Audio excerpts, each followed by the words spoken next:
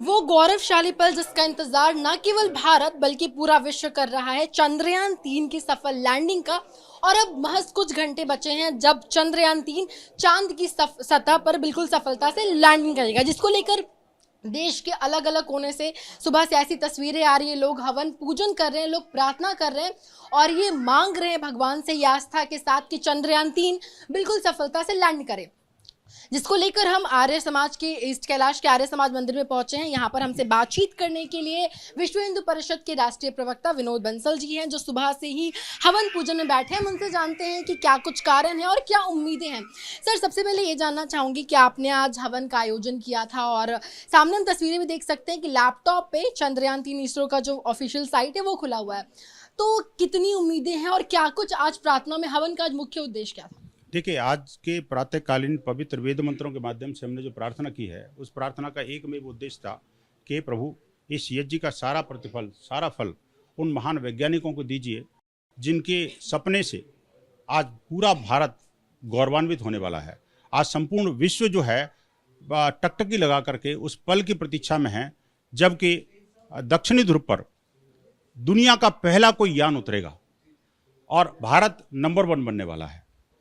इसलिए ज्ञान, आध्यात्म और विज्ञान, इन तीनों का समागम करके आज हमने इस यज्ञ को रचाया। लैपटॉप पर हमने तस्वीर इसरो की इसलिए लगाई कि इसरो के महान वैज्ञानिकों को भी हम जीवन भर स्मरण करें कि जिन्होंने अपने पूरे मनोयोग के साथ में इस महान कार्य को आगे बढ़ाया है। और अब मात्र 11 घंटे के करीब बचे हैं और उन 11 घंटों में प्रभु से कामना है कि किसी भी तरह की विघ्न बाधा नहीं आए और जिस मिशन के लिए, जिस इच्छा से, जिस मनोकामना को लेकर के हमारे वैज्ञानिकों ने, हमारी सरकार ने ये सपना देखा है, वो मनोकामना पूर्ण करना और विश्व कल्याणकारी जो काम जो है उससे एक अच्छी तस्वीरें आएँ जो कि संपूर्ण मानव जाति के लिए काम की। सर, चंद्रयान 2 जो था वो भी बिल्कुल आखिरी सतह में जाकर दिक्कतें आई थी और अभी लूना 25 भी आप देखें, जो रशिया ने, जो भी काफ़ी सफलतापूर्व आगे बढ़ रहा था, लेकिन वो भी कहीं ना कहीं बीच में रुक गया। तो क्या लगता है कि चंद्रयान 3 क्या बिल्कुल सतह पे लैंड कर पाएगा और क्या कुछ तस्वीरें इसको लेकर के सामने आएंगी? बिल्कुल निश्चित रूप से करेगा। देखिए, उन दोनों मिशन में और इसमें बहुत अंतर है। वो हमारा पहला मिशन था, उससे हमने बहुत कुछ सीखा है। हमारे महान वैज्ञानिकों ने उसमें बहुत बड़ी शोध लगाई है और साथ में अब 140 करोड़ देशवासियों का जो आध्यात्मिक ये जो ज्ञान, वो अपना काम है और प्लस जो प्रार्थना है वो उनके साथ लगी हुई है। जहाँ तक लूना का सवाल है तो लूना देखिए कि वो किन परिस्थितियों में बनाया गया था, क्या झगड़ा था, क्या था मसला। वो देखिए, जब सर्वजन हिताय सर्वजन सुखाय की बात हम करते हैं तो निश्चित रूप से हमें उसमें लाभ भी मिलता है। आप देखिए कि हम किसी को कंपेयर नहीं कर सकते, लेकिन हाँ, हमें अपने महान वैज्ञानिकों पर भरोसा है। हमारे उन तपस्वी वैज्ञानिकों को मैं कहूँगा, वो एक तपस्वी हैं जिन्होंने के वर्षों से तपस्यारत रह करके एक सपना देखा कि भारत के कल्याण के लिए, विश्व के कल्याण के लिए हम चंद्रमा की उस सतह पर जाएंगे जो दुनिया का कोई भी व्यक्ति आज तक पहुंच नहीं पाया है। कोई जीव है कि नहीं है इसका भी नहीं पता।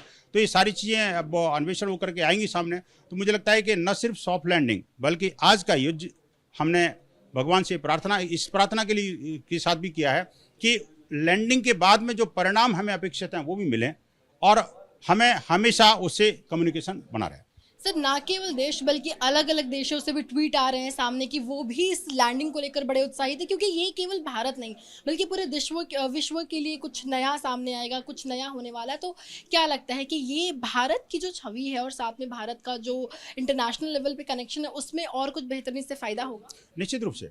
देखिए, जब कोई देश आगे बढ़ता है और वो दुनिया के अंदर सबसे आगे बढ़ जाता है तो निश्चित रूप से जो हम कहते हैं कि भारत विश्वगुरु बनेगा, भारत एक आध्यात्मिक शक्ति बनेगा, एक भारत महाशक्ति बनेगा या भारत विकसित देशों में शामिल होगा, ये सब चीज़ें अपने आप ही धीरे धीरे करके वो सपने हमारे फलीभूत होने को होते हैं। तो ये मुझे लगता है कि एक बहुत बड़ा अभियान है और जिसकी सफलता निश्चित रूप से हमें मिलेगी। हमारा पूर्ण विश्वास है, संपूर्ण देशवासी अब टकटकी लगा करके उस क्षण की प्रतीक्षा में है कि कब वो लैंडिंग करे और हम तालियां बजाएं। जी देखिए, सभी को इस पल का इंतजार है। मैम, आप भी सुबह से पूजा में बैठी हैं, मैंने देखा कि आपने ही हवन जो है इसकी शुरुआत की। क्या कुछ कहेंगे आप? एक तरफ आस्था और दूसरी तरफ विज्ञान, यहाँ सामने भी लैपटॉप खुला है और दूसरी तरफ आप पूजा कर रही हैं। तो ये आस्था और विज्ञान का कैसा समागम है कि आप लोग इस तरीके से बैठ के पूजा करके क्या कुछ मांग रही हो, क्या कुछ उम्मीदें लगाए बैठ रही? जी, धन्यवाद। बहुत अच्छा प्रश्न आपने किया। परमपिता परमेश्वर को सर्वप्रथम हम कोटि नमन करते हैं, जिसने ये लोकांतर बनाए। वेद के भीतर एक मंत्र आता है, यजुर्वेद के 40वें अध्याय का प्रथम मंत्र है, ईशावास्यमिदं सर्वम यत्किंच जगत्याम जगत तेन त्यक्तेन भुंजीता माँ हृदय कस्य सुइद्धनम।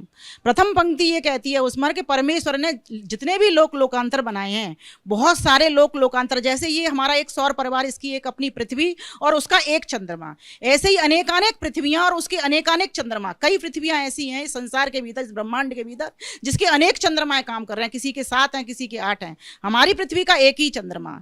वहां पर कहा गया जहां जहां पृथ्वी है वहां पर जीवन है। वेद के हिसाब से मुझे जो पता लगा, समझ आई है वो बात मुझे लगी है, जहां हवा होगी, जहां पानी होगा, वहां जीवन होगा। ठीक। और वहां पर जैसे हमारे राकेश शर्मा जी जो पहले जा चुके थे, उनके पिताजी भी आर्य समाज से निकले थे, और आर्य समाज वो संस्था है जो कि महर्षि दयानंद ने बनाई। क्यों बनाई? वहां इसी वेद के ज्ञान विज्ञान को, जिसके भीतर आज वैज्ञानिक भी शोध करके जिन मंत्रों के आधार पर आज चंद्रमा तक पहुंच रहे हैं, उनका बेटा भी इसी तरीके से गया। वो भी नित्य प्रति यज्ञ करते थे। और यज्ञ के जो मंत्र होते हैं, मंत्र का अर्थ होता है मनन करना, चिंतन करना। जब व्यक्ति पहले विचार उठाता है, विचार के बाद वाणी पर लाता है, वाणी के बाद क्रिया करता है। इसी प्रकार से वैज्ञानिक भी हमारे चिंतन करते हैं कि कौन सी पृथ्वी, उन्होंने भी वेदों से मंत्र लिए, वेदों के मंत्रों के आधार पर उन्होंने रिसर्च की, और रिसर्च करके वो आगे अपने यान को भेज रहे हैं कि हो सकता है वहां पर जीवन मिल जाए। लेकिन अभी इससे पहले तक तो कोई ऐसा लाभ मुझे नहीं मिला।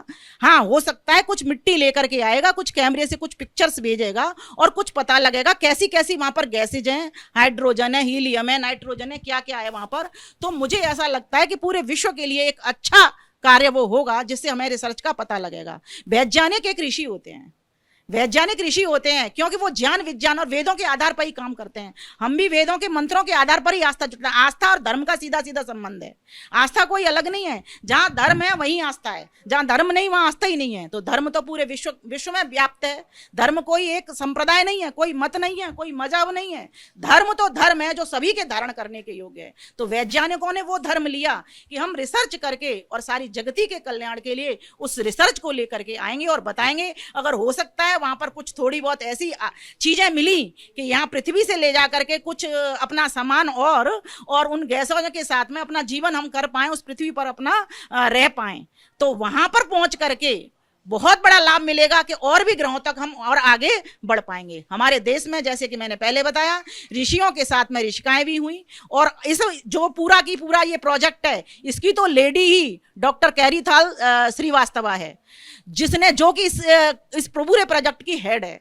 तो हम चाहते हैं परमेश्वर, हम तो नारी शक्ति, हम तो अपने ऊपर बहुत अधिक गर्व करते हैं, और आप भी एक नारी हैं, मैं भी एक नारी हूं।